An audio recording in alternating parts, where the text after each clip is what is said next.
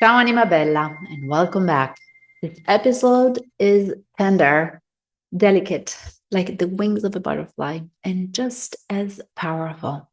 Because today we are exploring the trait of empathy, or as I like to call it, the sacred art of emotional resonance.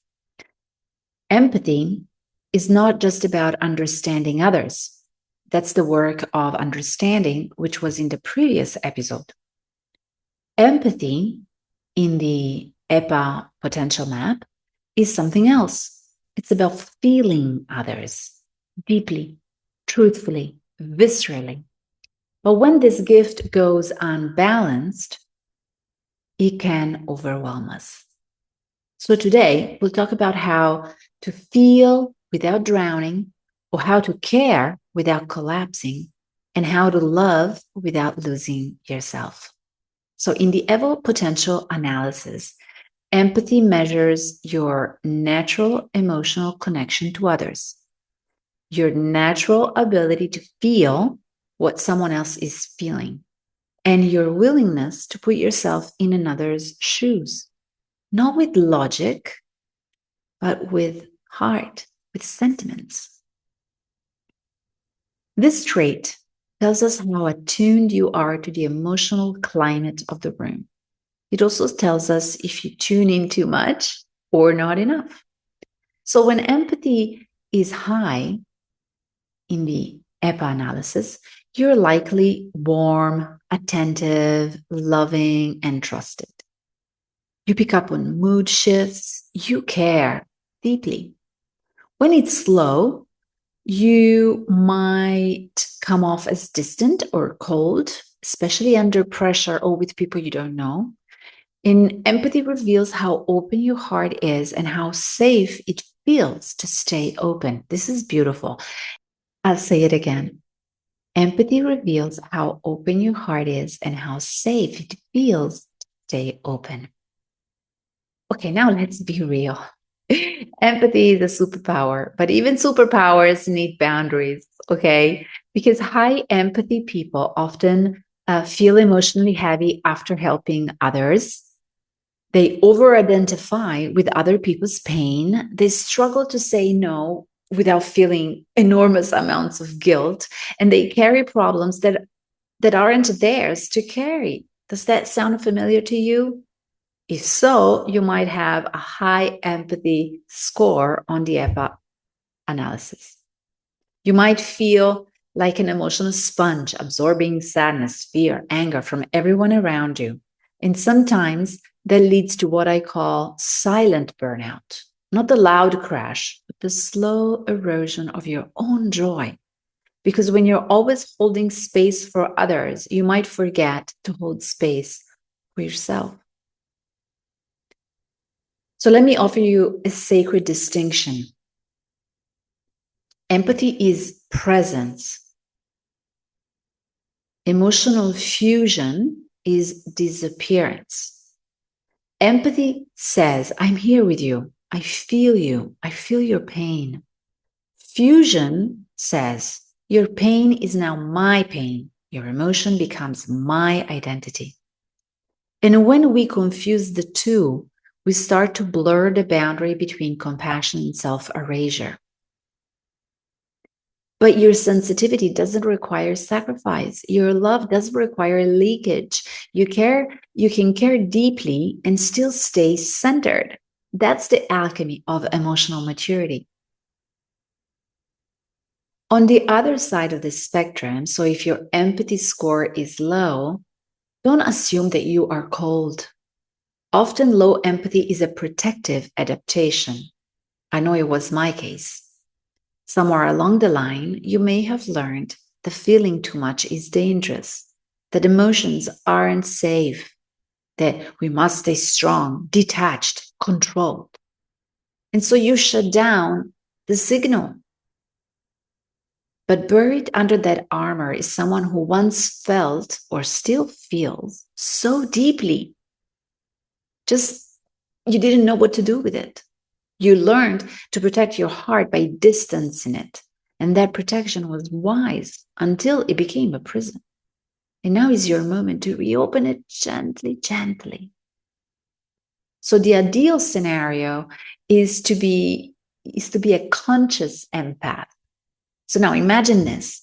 You meet someone in pain, and instead of drowning in their suffering, like emotional fusion, you listen, you breathe, you feel their sadness, but don't make it your own. You say from your soul, I see you. I am here with you. And you hold that space. You stay grounded. You don't fix. You stay present. And afterwards, you simply and gently return to yourself, intact, clear, clean. This is what I call emotional hygiene, the art of caring without contamination. High empathy, when mature, creates healers who don't burn out. It creates leaders who connect without control. It creates humans who listen with the whole heart and still hear their own inner voice afterwards. So, spiritually speaking, empathy is a bridge between souls. Empathy, when it is pure and conscious, is a spiritual thread. It's the invisible thread that reminds us you're not separate from me. Your joy is my joy. Your pain calls me into compassion. Empathy is how the soul whispers, I remember you, but it also says, I remember myself. And this is not martyrdom, it's connection with boundaries, love with sovereignty, care with consciousness. Now, how can we cultivate a higher empathy if we start with a low score? Or how can we cleanse a high score empathy to reconnect to ourselves? The idea is to come back to a sacred balance, whether you have a high score or a low score. You come back to a sacred balance and you ask yourself before helping someone else, am I offering from overflow or from a sense of obligation? After emotional moments of exchange, cleanse your energy. Salt baths, breath work, journaling, walking in nature, whatever returns you to you. Take that time to connect to other people and then reconnect to yourself. If your empathy score is low, then you start with your own emotions by naming what you feel. Because the first person that you have to show empathy for is you. So you practice open-ended questions like, how am I feeling really? What is alive in me right now? And the hard part of this work, I know it well, is learning a new vocabulary for each emotion that we feel. People with low empathy scores tend to not have a very rich vocabulary to name their emotional states. So that's the first work. Asking what's alive in me right now and digging deep for that emotional state.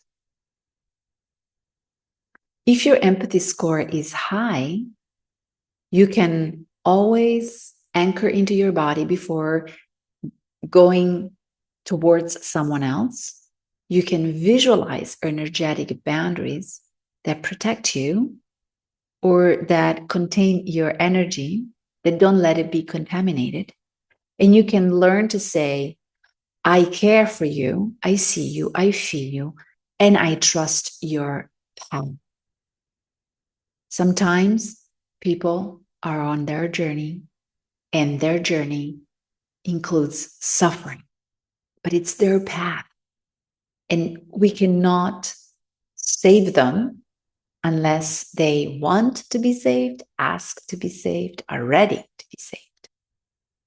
So remember that empathy without clarity becomes entanglement, but empathy with awareness becomes healing. So if you know that your heart is tender, but a bit tangled, or perhaps you feel too shut down to truly connect to other people, remember that your heart matters, and so does your nervous system. So learn how to love without drowning. And remember that it's not about feeling everything, it's about feeling true and staying whole. So let me know what resonated most with you about this particular trait and episode. And if you'd like to explore something further, let me know and we will do that together. Drop me a like and a follow. It really helps me. And until next time, ti abbraccio forte. Ciao.